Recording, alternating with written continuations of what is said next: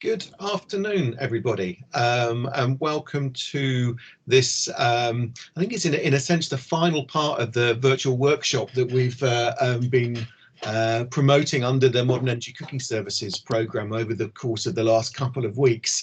My name is Ed Brown. I'm the Research Director for the Modern Energy Cooking Services programme, and we're delighted to be hosting this webinar this afternoon jointly with the Global LPG Partnership. And I won't take up much of your time at the beginning of this session, just simply to say that the Modern Energy Cooking Services programme is a FCDO, UK government funded programme, which is specifically designed to enhance the transition towards modern energy cooking services and to look for alternative ways, innovative ways of dealing with the global clean cooking challenge. One of the ways that we have chosen to do this is through supporting work that's looking at green LPG, the opportunities for green LPG for innovation at scale in relation to this particular challenge. The discussion this afternoon will be focused around the opportunities in Africa, but I think it's important to be aware that this is an approach that the team that's behind the presentation today will be demonstrating is not only applicable within the sub-Saharan African context, but also in many other parts globally. Finally, just before we get going, I'd just like to say that we will go right through with the presentation with several speakers over the course of the first 40 minutes or so, and there will then be an opportunity for Q&A at the end. If you could ask your questions in the chat box, I will then make sure that I'm keeping an eye on those questions and will then draw on those questions to lead the Q&A afterwards. So please do remember to ask your questions as we go through. So without any further ado, I'm going to hand over to Kimball Chen from the Global LPG Partnership, who's going to lead off on the discussion this afternoon. Kimball, over to you. Thank you. And can you all hear me? Yes. Okay, very good. Good afternoon or good evening or whatever the appropriate greeting is for wherever you are in the world. I'm Kimball Chen. I'm chairman of the Global LPG Partnership, which is the UN mandated NGO whose mission is to aggregate learnings and other resources to collaborate with developing countries, especially on determining the appropriate role of LPG and helping them implement it in their energy economies and for the benefit of their people, rural, urban, poor, middle income. So today we're going to talk about green LPG for clean cooking, feasible innovation at scale. The report that we so kindly did with the kind assistance and support of MECS. Thank you very much, Ed. Thank you very much, MECS. And thank you very much, UK government, for supporting MECS. Is a report that involved collaboration across geography, across technical specialties to achieve the necessary critical mass of knowledge and put it together in order to be able to assess whether LPG could be produced at scale in a renewable way and delivered economically viably and in a technically and industrially robust way. Next slide, please. I think all of you, many of you in the audience know these facts, which are now going around the globe and raising eyebrows because the challenge has not been met. So many people, billions, using polluting fuels, millions of people dying every year from the household air pollution caused by cooking with polluting fuels, the greenhouse gas and black carbon, the SDG efforts to achieve clean cooking on an urgent basis. LPG is used worldwide already by billions of people and is recommended by the World Health Organization as an important clean fuel choice. There are demonstrable benefits of using LPG compared to business as usual use of unsustainably produced biomass, and LPG is widely available in quantity, and it has established marketing, policy, regulatory, and enforcement models and best which make it easier to quickly scale up in a way that is reliable. And we should note that the IEA themselves, after a careful study, have projected LPG as a major clean cooking fuel through the transition to 2030 and perhaps beyond. Next slide, please. So what is green LPG? It's really, we will use in our report and in the rest of this presentation the term BioLPG, but LPG is the common term for two chemicals, propane and butane. Production of these two chemicals has been primarily a byproduct of fossil operations. However, BioLPG is these two chemicals produced by reforming renewable feedstocks, and you can see the list of them there.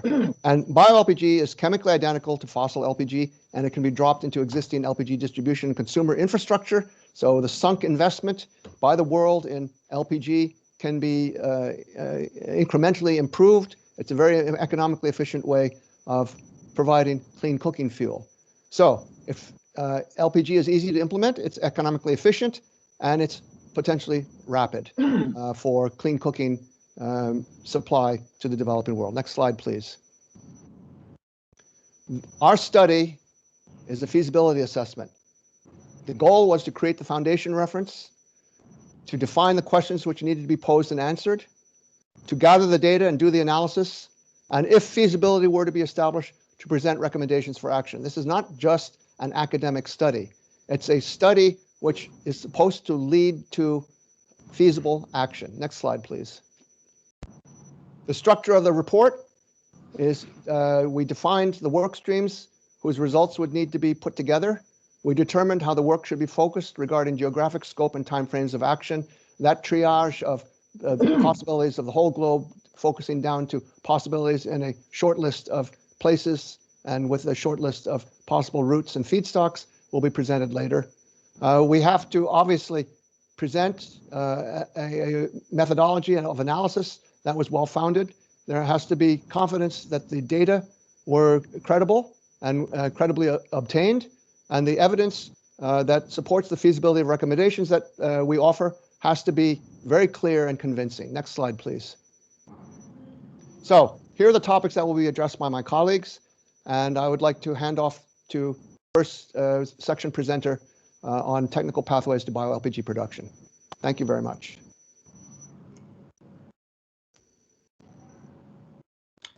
Thank you very much, Kimball. So I'm Patrick Littlewood, and myself. Sorry, everyone can hear me, right? Yes. Check. Thank you. So I'm Patrick Littlewood, and myself and Terry Marker and our co-workers at GTI performed a high-level technological survey into the technical pathways to BioLPG production, and also a techno-economic analysis of the most promising processes that we found. Slide, please. And so this is a technology tree of the kind of the various ways and categories of technologies that we found that could produce some BioLPG, and it's really a kind of a high-level snapshot of the different potential routes that have been tried or that are being tried. And so I really I don't expect you to follow this whole diagram right now. Really, the focus is to stay green, to follow the pathways with green arrows, which we found and identified were the most promising. So next slide, please. So as I say, I refer you to the report for kind of a lot more context and information surrounding this. And really, there's a lot of information and context behind the diagram that I just showed. But I think that it is partly summarized by this diagram shown on this slide here, which was a technology rating that we gave to each of the technologies or technology categories. So in this diagram, a higher score is better. And this kind of identifies some of the considerations that we had. For example, is the chemistry established? Do we understand this process scientifically?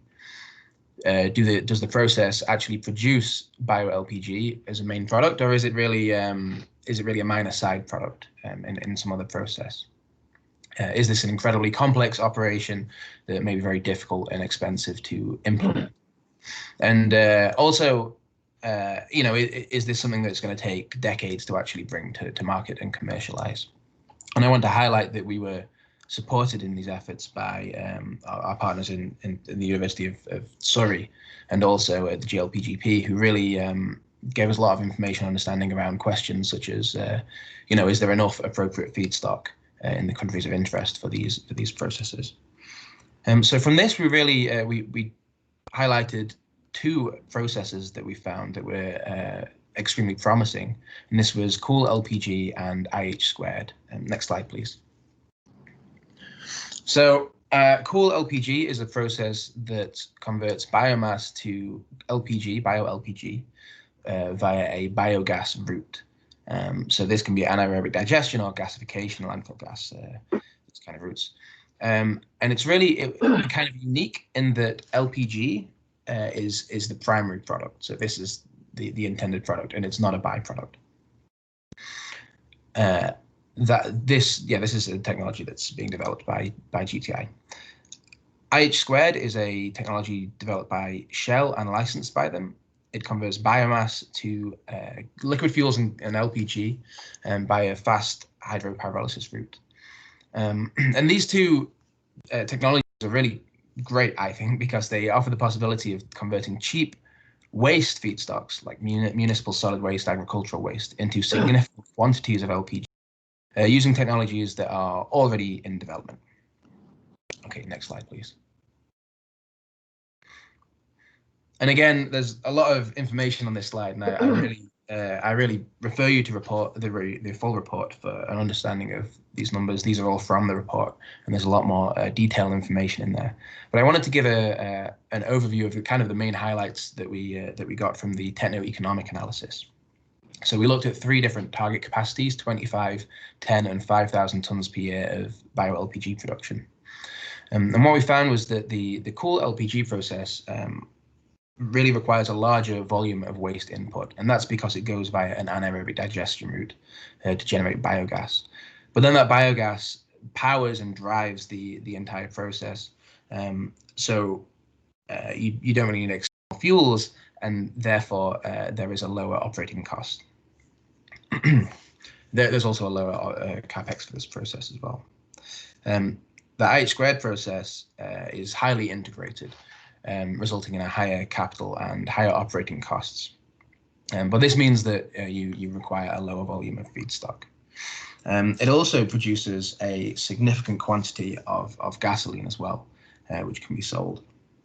And then the other point about IH squared is that there are significant economies of scale. So really bigger is better, but then in the other direction, scaling down can be challenging. So really, that was a very fast snapshot of our findings from the report. Next slide, please. I'll now hand over to Mairi Black, Dr. Mairi Black at the University of Surrey. Thanks. Mairi, just before you take over, could I ask everyone who's not currently speaking to please mute their microphone? There are a few people that are not muted. Thank you very much. Mairi, over to you. Sorry to interrupt. No worries. So I'm just going to quickly run through the feedstock considerations that we made to match up with the technology which Patrick has just presented. Basically, four main criteria that we looked at were sources of feedstock, availability, characterization, and technology match, and then also considering sustainability. So I'm Dr. Mairi Black from University of Surrey, and I worked on this with Francis Kemausuor, who we'll hear from later from Ghana, and Dr. Nesmus Wabonje, and Dr. Diaz Chavez, who are Imperial College.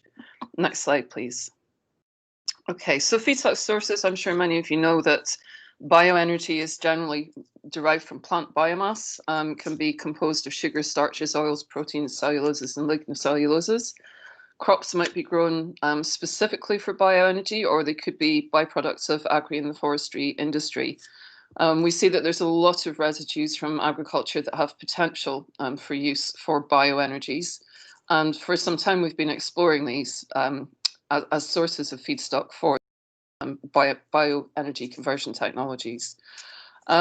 Waste management can also be an important consideration in this as well. So we're seeing waste from animal production and processing. So manure, slurry, abattoir waste could also be potential sources as biomass material. But increasingly, we're seeing household and municipal solid waste and industrial waste treatment as being key considerations and potential feedstock routes to bioenergy.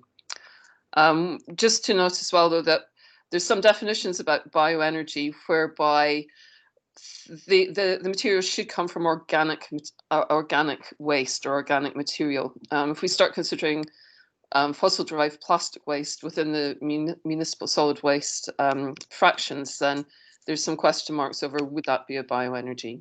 Next slide, please. So what do we need to consider? First of all, obviously, with the scales that Patrick was mentioning, we need to consider how much feedstock will be required for the production, but we also need to consider, how is it grown? Is it going to be efficient to collect? We need to consider the cost. We need to consider if the biomass material is centralized, or are we going to have to bring it to a central point? And that's, again, logistical issues. Is it going to be seasonal? Will we require feedstock storage? And also, what sort of pre-processing will be required? All these things can add to the cost, but also the practicality of developing new technologies. Next slide, please. So in terms of the technologies that were highlighted in the previous presentation, the first three that we looked at, we looked at three sort of main routes to BioLPG. So there's a bit of chemistry in here, which we did consider, but we considered those against what kind of feedstocks would be relevant to those.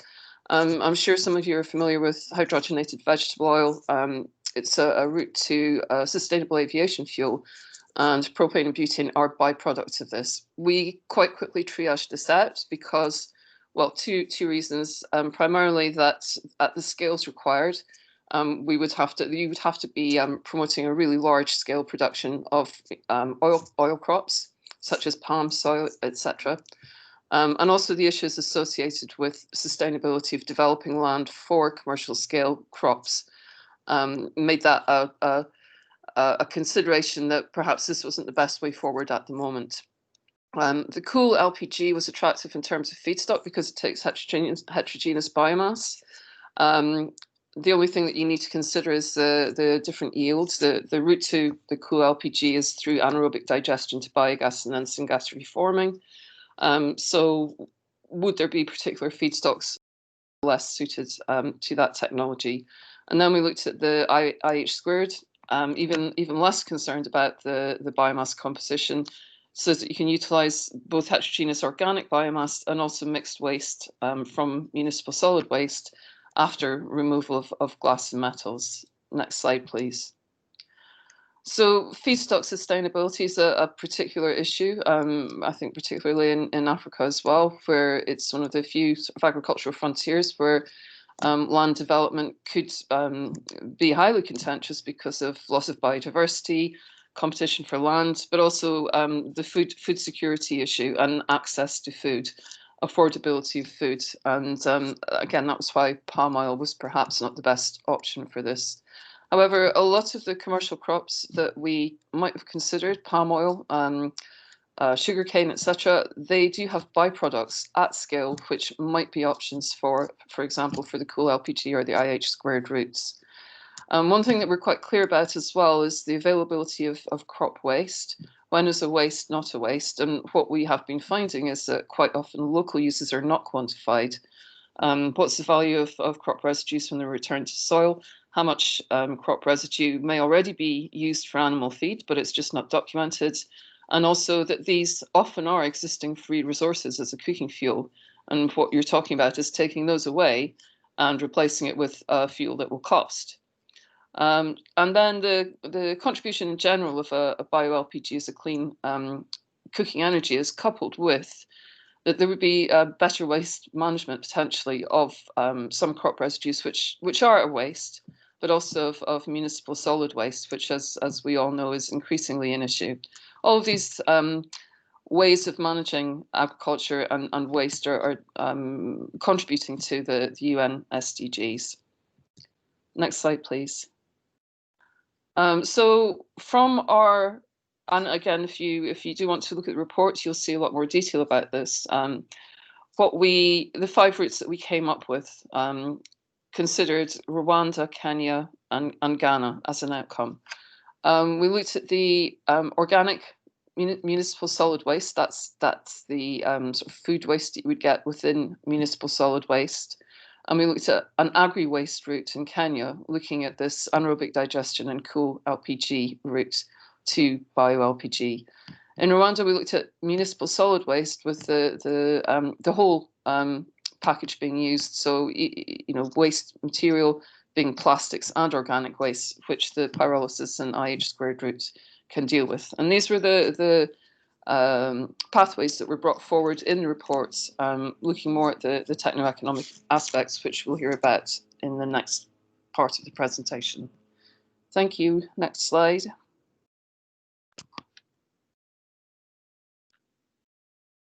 Meron Tesfamichael from UCL will be presenting next. Meron, just before you take over again, sorry to butt in again.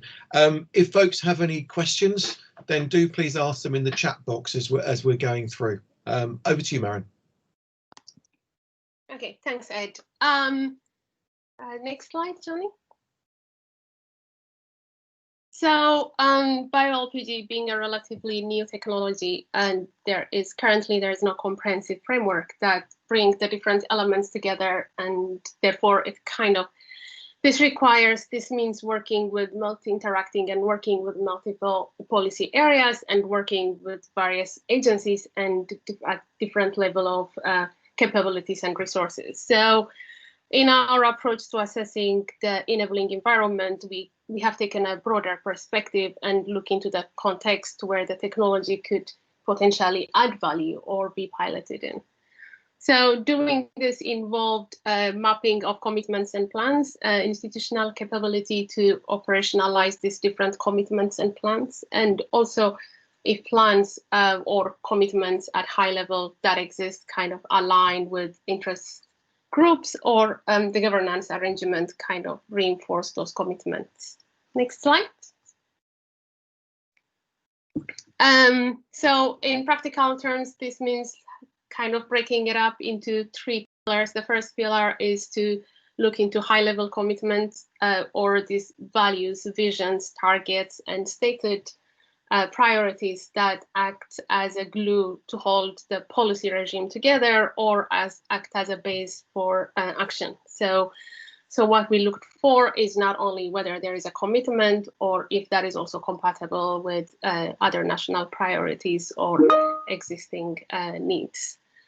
Second, we looked into institutional arrangement and whether that arrangement induces cohesion. That means looking into interagencies coordination mechanisms and whether there is a cross-sectoral policy dialogue platforms that currently exist. And the key thing we looked for here again is if there are common objectives and priorities, and also if these platforms are sustained with adequate resources and allocation or investment on capacity for these platforms to be enabling for new technologies to enter.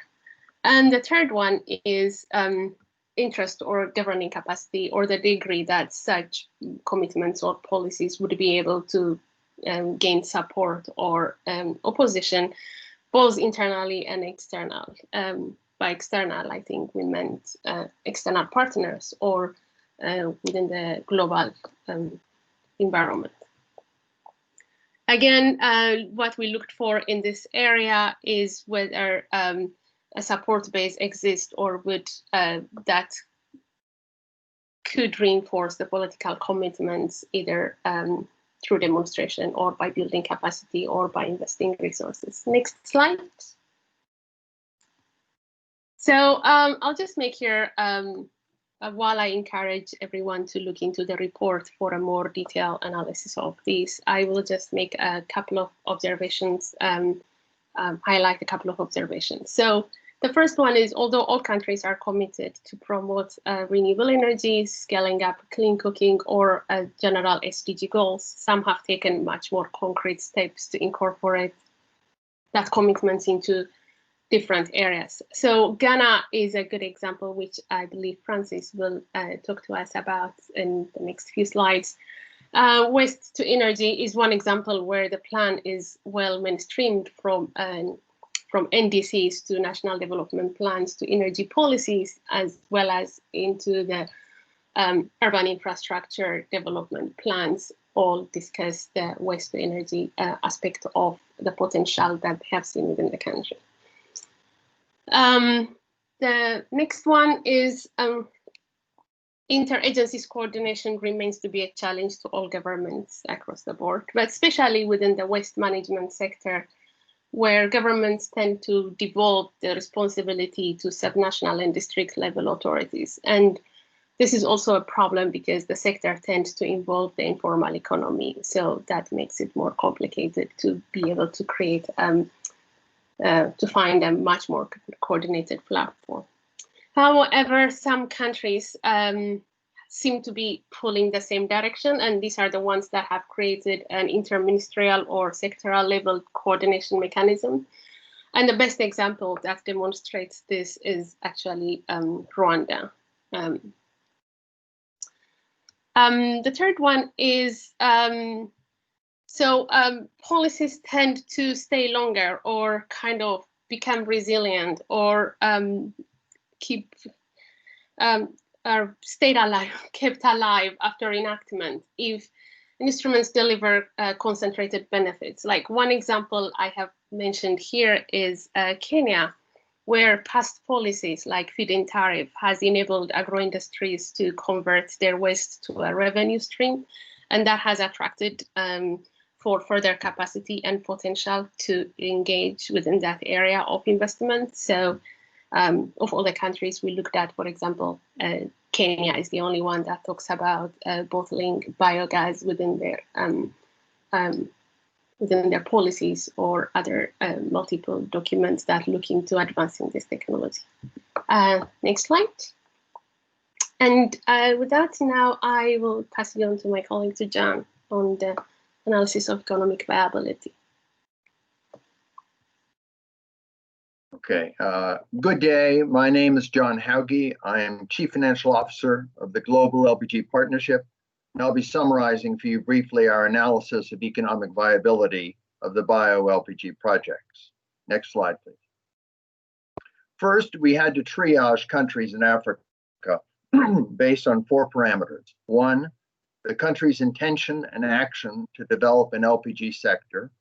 2, its movement toward an enabling policy and regulatory environment with a supportive political system. 3, its feedstock availability for selected technical processes. And 4, its competitive conditions, seeing if a price could be achieved for the BioLPG output as compared to fossil LPG that would make a BioLPG plant profitable and therefore financeable. Second, we had to decide on the most economically suitable technology, and you've heard the discussion so far today about the AD Cool LPG and the IH squared. Third, we had to create a financing model with key financial drivers that you see on the right of that slide. The net result was that we settled on 5 pilot projects in Rwanda, Kenya, and Ghana. Next slide, please. Let me take the Rwandan one as an example. All 5 are shown in the full report, for which the link is shown on the last slide of our presentation. First, the BioLPG plant capacity would have an annual output of 10,000 tons. Second, the plant's cost would be $26.3 million, made up of $10.5 million for the anaerobic digester and $15.8 million for the cool LPG plant. The IH squared cases are only economic at larger scale, 25,000 tons, and much higher cost, $188 million. Third, since it is estimated to require about 27 tons of municipal solid waste, or MSW, to generate 1 ton of BioLPG, it would require 270,000 tons of MSW for the 10,000 tons of annual BioLPG. Thus, the importance of access to sufficient feedstock. The Kenyan case involved agri-residues. Fourth, the sales price at the Rwandan plant gate could be $850 a ton if the competitive market price were an estimated $903 a ton for the traditional fossil LPG delivered to Kigali in landlocked Rwanda by transport via Tanzania. The $903 per ton includes the average historical Saudi Aramco contract price, terminaling and handling charges at the port, land transport, and other miscellaneous costs, duties, and levies. Fifth is a tipping fee involved. A tipping fee occurs if the plant owner receives payment for using up the MSW or pays a fee for access to the MSW to generate the revenue producing BioLPG. This is important given the amount of feedstock involved, 270,000 tons per year. Thus, each $1 tipping fee has a $270,000 annual effect. The model explained at length in the report has other important parameters. It is assumed to take 2 years to build the plant with depreciation over 10 years. The plant's capital cost is funded 40% from concessional debt at 8%, conservative estimate, 35% from non-concessional debt at 10%, and 25% from equity, targeting an internal rate of return, or IRR, of 20%. The terminal value in 2032, after 10 years of plant operations, is 5 times the tax-adjusted EBITDA that year to reflect the value of the plant's income-generating capacity in the outer years. The IRR shown reflect the tipping fee ranging from $10 a ton to none. The financial results are clear.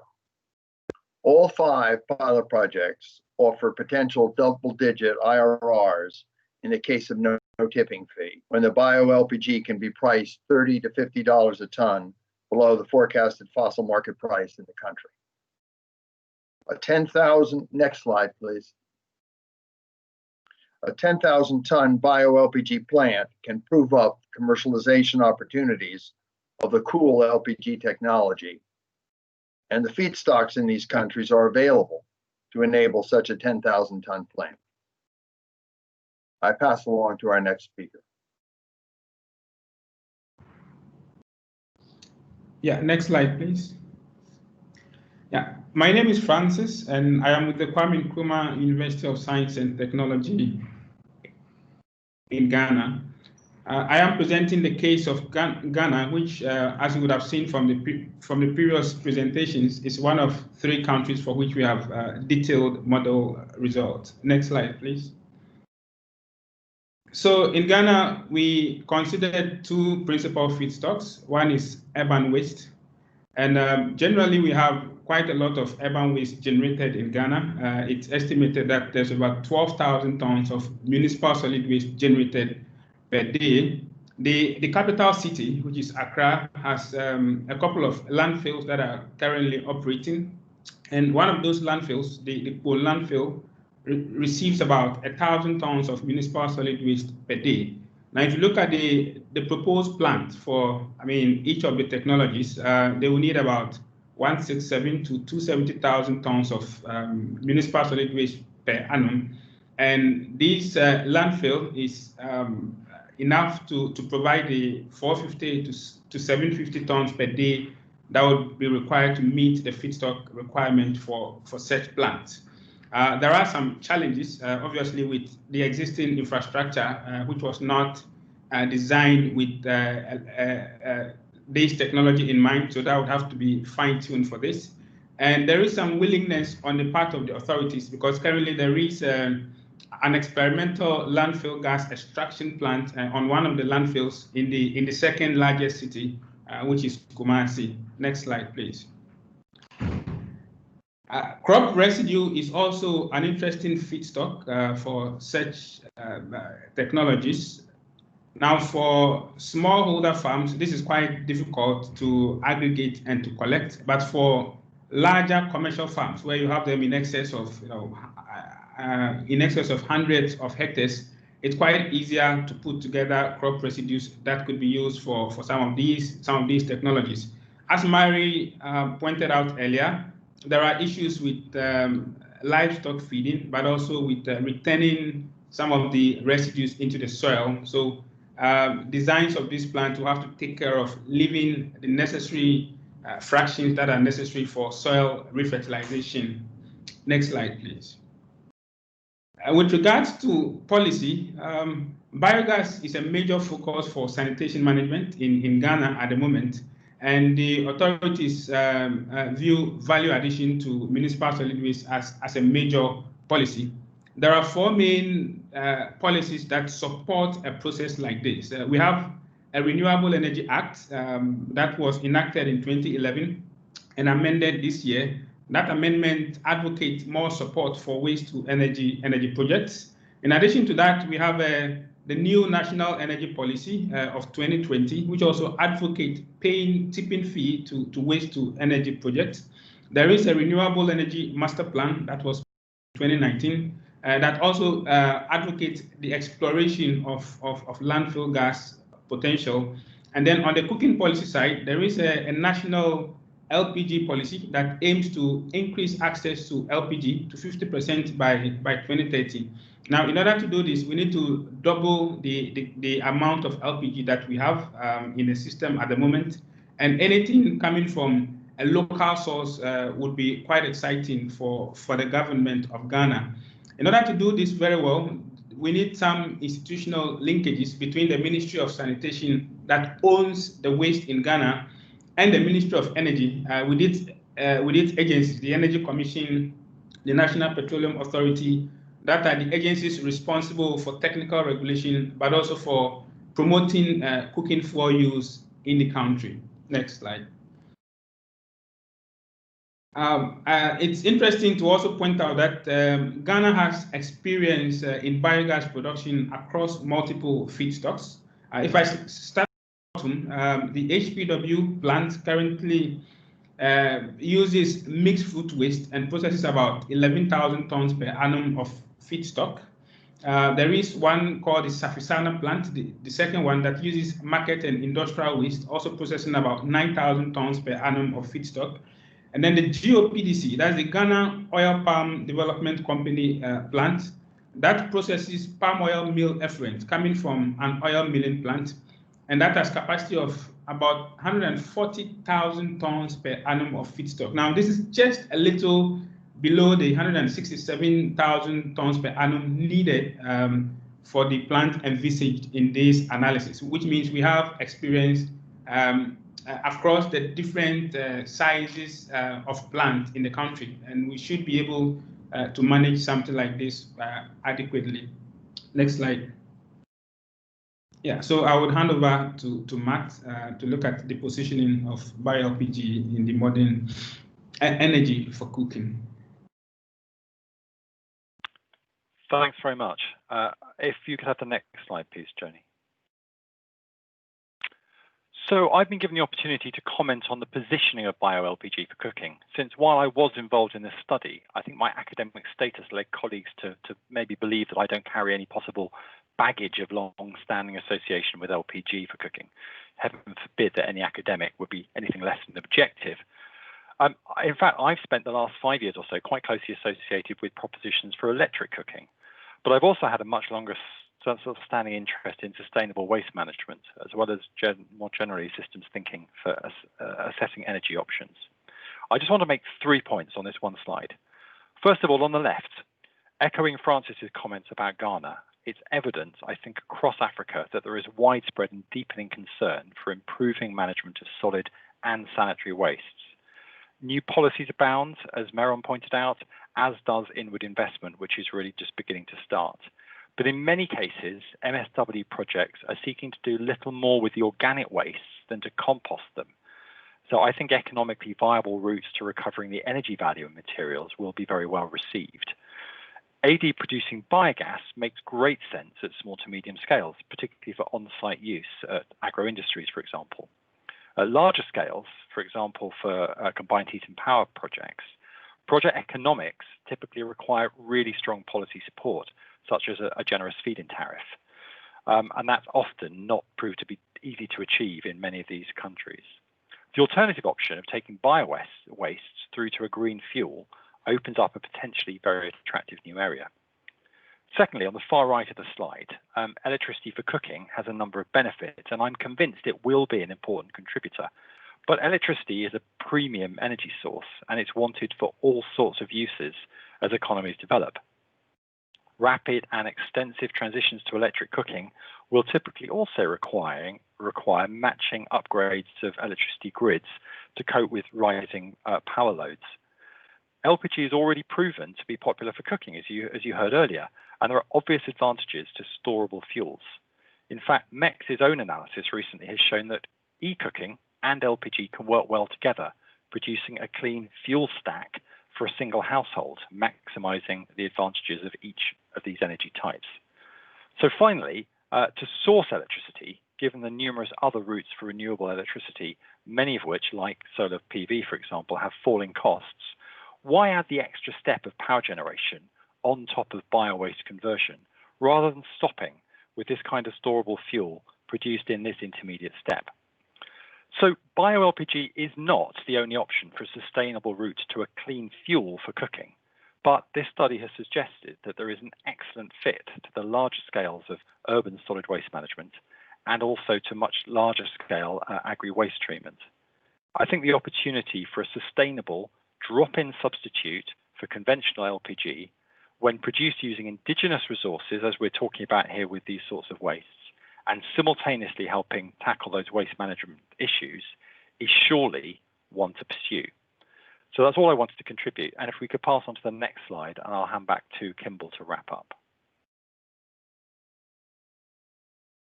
Thank you very much, Matt. And I really appreciate your objective systems approach to placing the potential of BioLPG within the context, fair-minded objective analysis of the context of clean cooking solutions that can be implemented in the near and medium term. What I'd like to do in this wrap-up is just make 3 or 4 points before I extend my profuse thanks again to those who have helped put this webinar together. Number one of the innovative things which this report team investigated is routes to creating biobutane. Now, why is this important? LPG can be propane or butane or a mixture of the two. Africa, in many parts, is primarily a butane market. Most of the processes which are producing bio-LPG right now are producing biopropane, especially in Europe, where biopropane is a byproduct of biodiesel plants in Rotterdam and elsewhere. Biobutane is basically a research objective that was driven by market needs, the way the market is right now. One of the mantras in the development world, especially the energy access world, is least cost, best fit. So in terms of bio-LPG, we're looking at the least cost and the best fit to the existing market so that we can satisfy at scale the way the existing market works. A second thing that we should pay much attention to is that, and we did some preliminary work on this in our report, is the question always has to be asked, what is the highest and best use of a feedstock? Should waste gas be used for combined heat and power, or should it be used for bio-LPG? On a pure energy basis, in terms of waste gas to electricity for cooking versus waste gas to bio-LPG for cooking, our research suggested that as many as twice as many households' cooking needs could be served by the use of the waste gas mediated by bio-LPG as waste gas mediated by the normal kinds of combined heat and power plants, which have been tacked on to the end of a waste gas stream. So that's a very interesting avenue which needs to be investigated further.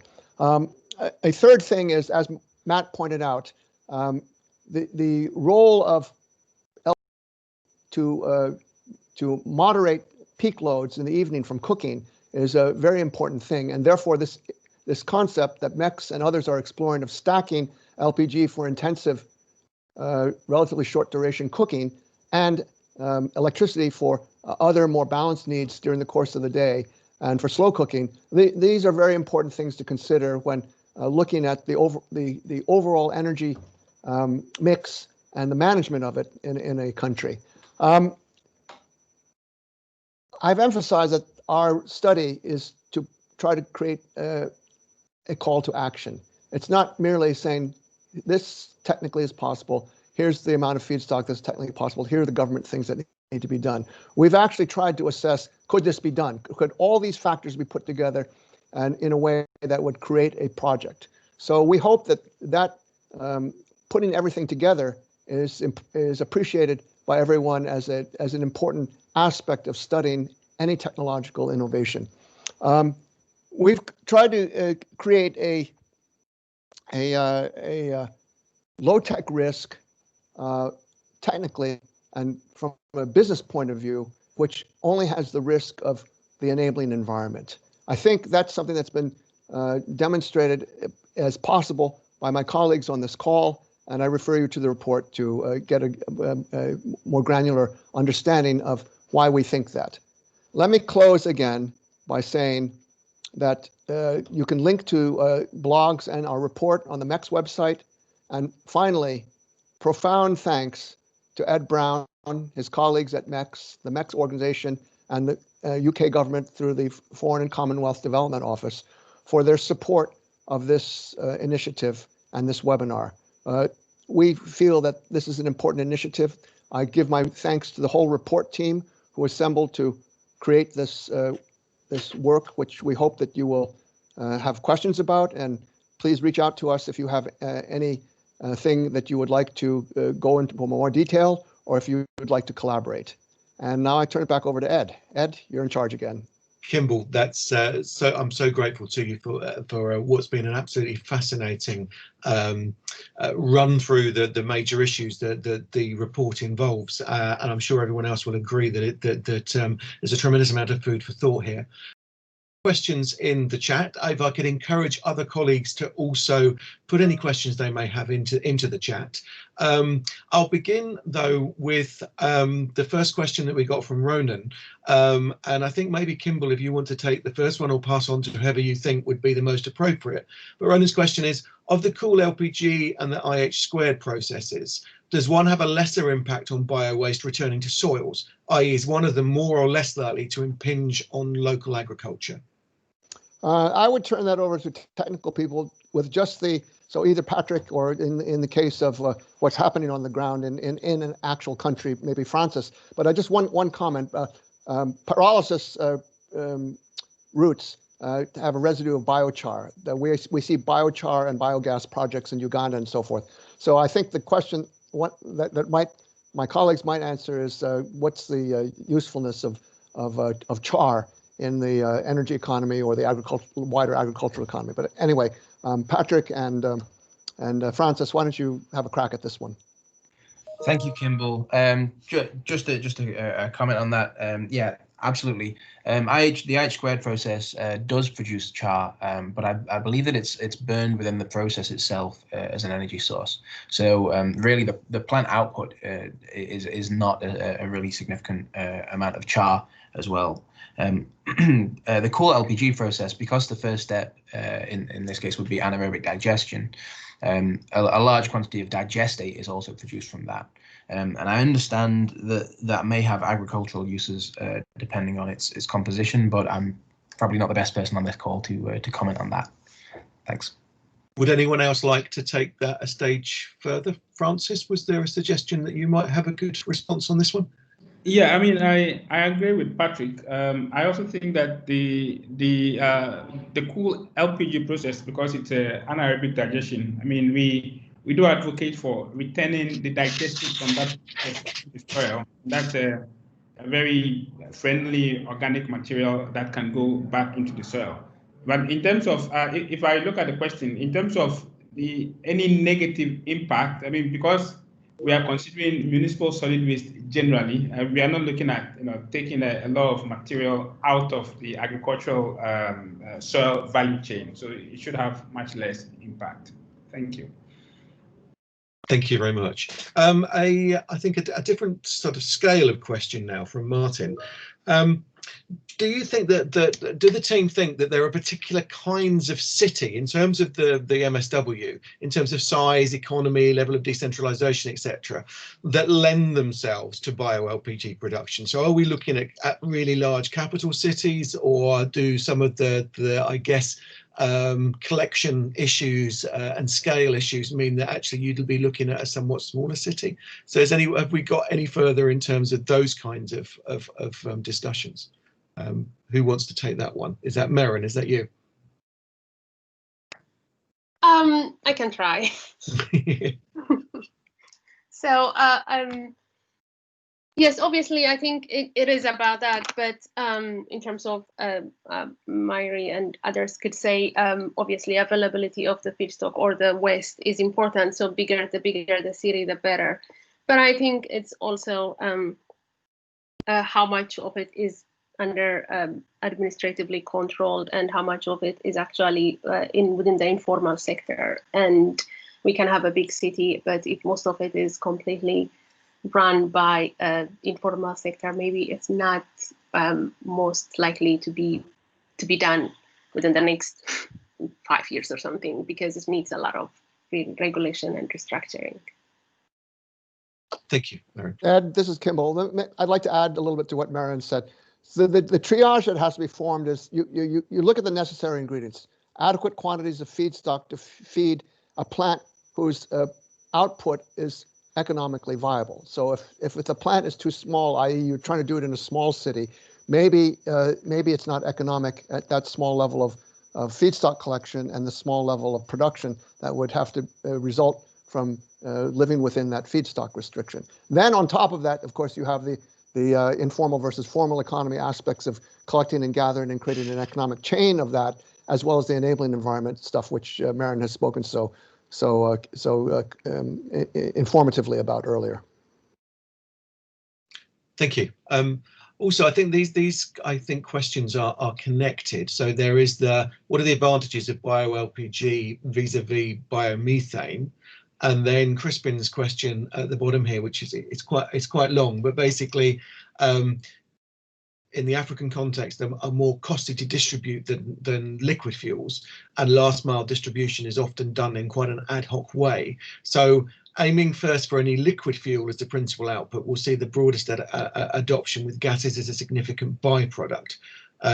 Liquids can be traded a litre at a time within the neighbourhood, etc. Given the infrastructure requirement difference, would a liquid primary fuel demonstration project be more likely to be possible in a greater number of countries than a gas distribution demonstration project? Kimball? Well, I just would note that LPG, the way it is commercially distributed, is in the form of a liquid. It's energy dense, and so it doesn't have the same relatively high cost per unit of energy distributed that, for example, CNG has. And of course, piped gas is a very expensive way of distributing outside very population dense, relatively affluent communities who can finance the infrastructure. So LPG, in fact, can be distributed relatively economically in urban, peri-urban, and some rural settings, but it's a cash economy thing. So that's the issue is the economic capacity of the targets. But in general, LPG can reach quite far, and we see that in many developing countries, China, Indonesia, and so forth. Thank you. Kimball, I'm going to take Chair's prerogative and ask a question as well now, seeing as I think we've got through most of the questions in the chat, and that's a reminder to everyone, if you wanted to get a question in, we only have about 7 minutes left. But my question is, you've laid out the case, I think, really strongly in the report, and there's a significant amount of exploration of the financial model.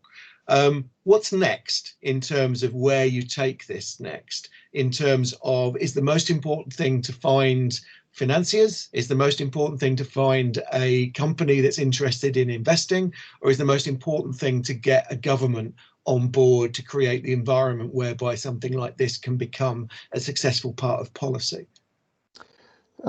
So that's a very good question. So the work that we've done satisfies the report team that a commercial size project could be feasible.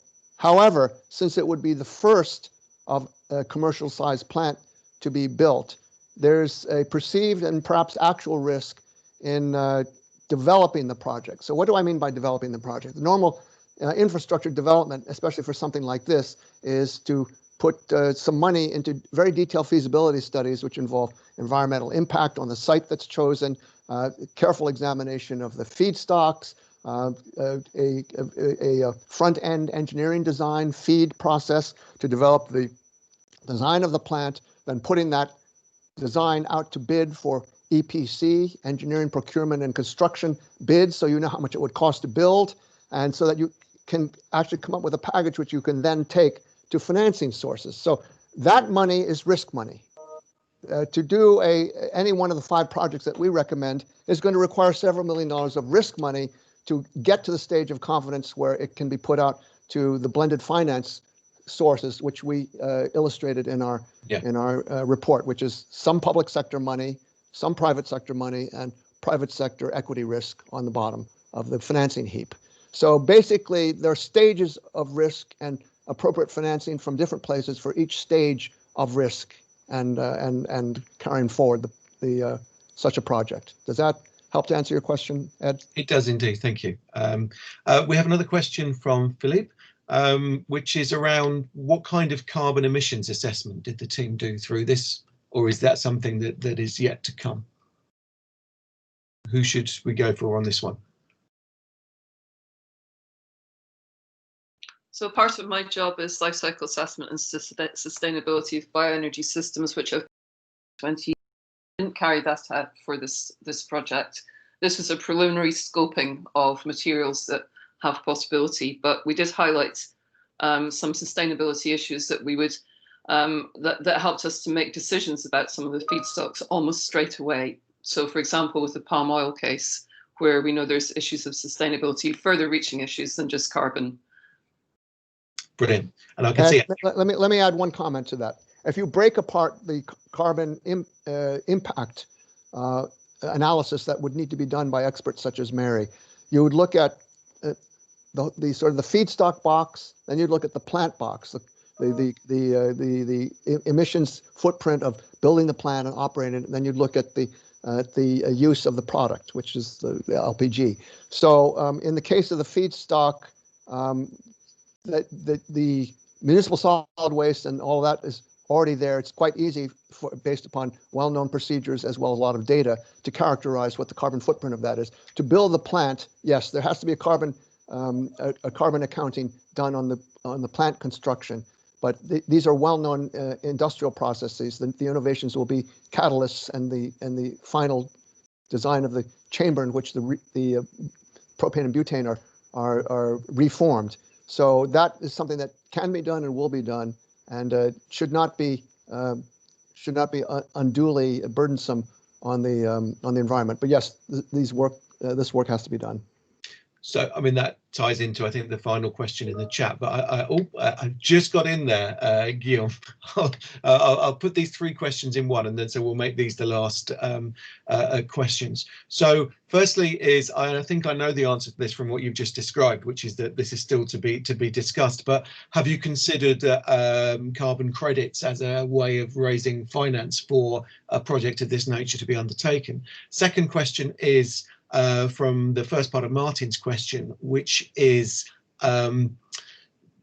which other locations do you think might prove viable? You've obviously got these 3 that you've done from the work in sub-Saharan Africa. Are there other African cities or other South Asian cities, for example, where there seems to be a strong case? And then finally, I guess the question at the end is, to what degree does mixed waste in landfills cause problems in terms of the overall cost of the process? So that's 3 questions, one about carbon credits, one about other locations, and one about increasing cost from mixed waste landfill sites. Who'd like to have a tackle of those 3, and then we'll bring things to a close? Well, I'd quite like to jump in on some of them. So let me have a quick go at them. I think carbon credits for financing, absolutely right. That's got to be part of the conversation. And if Kimball wants to make any more comments about that in a moment, he certainly can. In terms of other places, I think yes, absolutely. The point made earlier is that pretty much any relatively large city is producing the kind of scale of municipal solid waste that potentially can be collected and service this sort of size of plant. We need several hundred tons per day of municipal solid waste to be sorted and then satisfy this kind of size of plant. And that's not only capital cities, it's large cities, but it's not only a capital city. So I think it's got pretty wide potential across wide regions. And then it says that the final question is then about the kind of mixed municipal solid waste you might see. I mean, one of the things that evident in Africa certainly is there's much less plastic than you might see in a European waste mix. We did include the cost of sorting of simple, relatively basic sorting of the waste is factored into the financial calculations that goes behind this report. So we were assuming that there would need to be some additional waste sorting undertaken to take out the non-biodegradables and produce a stream that was suitable for one or both of the waste, the BioLPG production processes that were the focus. So the costs are there. They need to be verified, and we need to get more detailed engineering estimates of those. But at a first pass, they've been included. Thank you, Matt. That brings us to 3 o'clock, actually. Kimball, one last chance for 30 seconds if you wanted to add anything to what Matt said. No, but all I would do is appeal to any of you who have attended this webinar to, if you have any interest whatsoever, please contact us, because we want to build a constituency that is devoted to more careful examination of this route to clean energy and clean cooking. To get the level of support in the investigation and development that other solutions are enjoying right now. We think this is a very promising route and should be explored. And so we encourage all of you to please to jump on our train. We can offer you first-class accommodations and hot coffee in every carriage. So please board our train. Thank you, Ed.